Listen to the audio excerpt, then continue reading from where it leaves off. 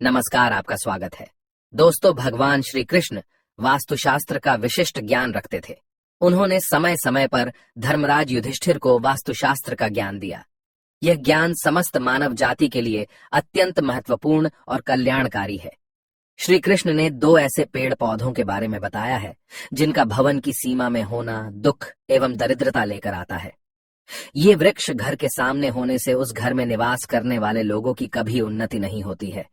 उन्हें हमेशा पराजय और निराशा का ही सामना करना पड़ता है। दोस्तों, वास्तुशास्त्र के अनुसार वृक्ष तथा पौधे हमारे भवन की सुंदरता को बढ़ाते अवश्य है, साथ ही ये वातावरण को शुद्ध रखते हैं। वृक्षों से सकारात्मक ऊर्जा का संचार होता है जो हमारे जीवन के लिए अत्यंत आवश्यक होती है। वृक्ष नकारात्मकता को कम करके वातावरण को अधिक सकारात्मक बनाने का कार्य करते हैं। घर के सामने शुभ पेड़ पौधे लगाने से घर में बरकत आती है। साथ ही ये पेड़ पौधे कई प्रकार के वास्तु दोषों को नष्ट करते हैं। घर के आंगन में खड़े वृक्ष देवताओं के समान हमारे घर की रक्षा करते हैं।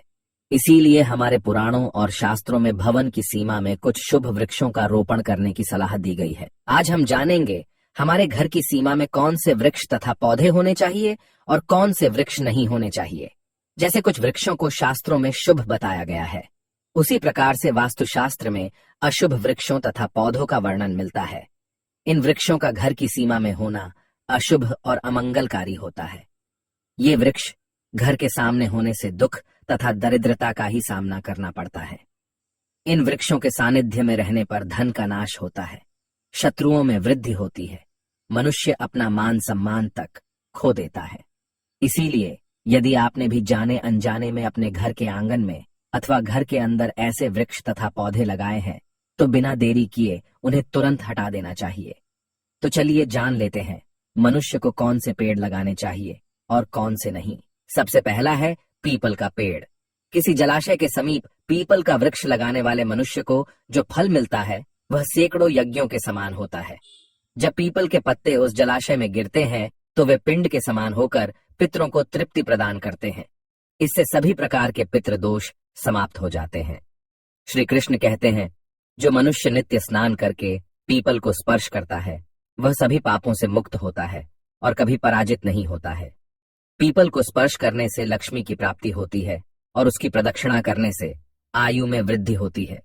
पीपल की जड़ में श्री विष्णु, तने में शिव जी और अग्रभाग में ब्रह्मा जी स्थित रहते हैं। सोमवती अमावस्या के दिन पीपल को प्रणाम करने से जो फल मिलता है वह 1000 गाय के दान के बराबर होता है। इस संसार में पीपल के समान कोई वृक्ष नहीं है। साक्षात श्री हरि इस वृक्ष के रूप में पृथ्वी पर विराजमान है। पीपल के वृक्ष को चोट पहुंचाना अथवा उसकी टहनी तोड़ना महापाप माना गया है। ऐसा मनुष्य एक कल्प तक नरक में रहता है और जो पीपल को जड़ से काटता है उसका कभी नरक से उद्धार नहीं होता है। दूसरा है आंवले का वृक्ष। श्री कृष्ण कहते हैं, आंवले का फल समस्त लोकों में प्रसिद्ध और परम पवित्र है। आंवले को लगाने से स्त्री और पुरुष जन्म मृत्यु के बंधन से मुक्त हो जाते हैं। ये पवित्र फल भगवान विष्णु को अत्यंत प्रसन्न करने वाला एवं शुभ माना गया है। इसको खाने से सभी पापों से मुक्ति मिलती है। आंवला खाने से आयु बढ़ती है, उसका जल पीने से रोगों का नाश होता है और आंवले को जल में मिलाकर स्नान करने से दरिद्रता दूर हो जाती है और सभी प्रकार के ऐश्वर्य प्राप्त होते हैं। जिस घर में आंवला सदा मौजूद रहता है उस घर में कभी दैत्य और राक्षस नहीं आते हैं। एकादशी के दिन अगर आंवला मिल जाए तो संसार के सभी तीर्थों से बढ़कर फल प्राप्त होता है। अपने केश में आंवला लगाने वाला फिर से मृत्यु लोक पर जन्म नहीं लेता है। जिस घर के सामने आंवले का वृक्ष होता है वहां पर साक्षात लक्ष्मी नारायण निवास करते हैं। तीसरा है अशोक का वृक्ष। दोस्तों, पद्म पुराण के अनुसार अशोक के वृक्ष में अप्सराओं का निवास होता है। यह वृक्ष शोक का नाश करने वाला तथा निराश को समाप्त करने वाला होता है। इस वृक्ष को घर के पास लगाने से घर में सुख शांति बनी रहती है। अशोक का वृक्ष शीतलता और यौवन प्रदान करने वाला होता है। माँ लक्ष्मी ने जब देवी सीता के रूप में अवतार लिया था तब रावण द्वारा अपहरण करने के बाद उनका वास अशोक वाटिका में था। अशोक के वृक्ष ने माँ सीता की बहुत सेवा की थी। इसीलिए माँ सीता ने अशोक वृक्ष को यह वरदान दिया था कि जिस भी स्थान पर यह वृक्ष होगा वहां पर उनका सदैव ही निवास होगा। चौथा है पाकड़ का वृक्ष। पद्म पुराण के अनुसार प्रत्येक मनुष्य को पाकड़ का वृक्ष अवश्य लगाना चाहिए। यह वृक्ष लगाने से जो फल मिलता है वह महायज्ञ के समान होता है। कलयुग में मनुष्य यज्ञ नहीं कर पाएंगे, इसीलिए उन्हें एक पाकड़ का वृक्ष अवश्य लगाना चाहिए। 5वां है नियम का वृक्ष। पद्म पुराण के अनुसार नियम का वृक्ष लगाने से सूर्य देव प्रसन्न होते हैं। नियम का वृक्ष आयु प्रदान करने वाला माना गया है।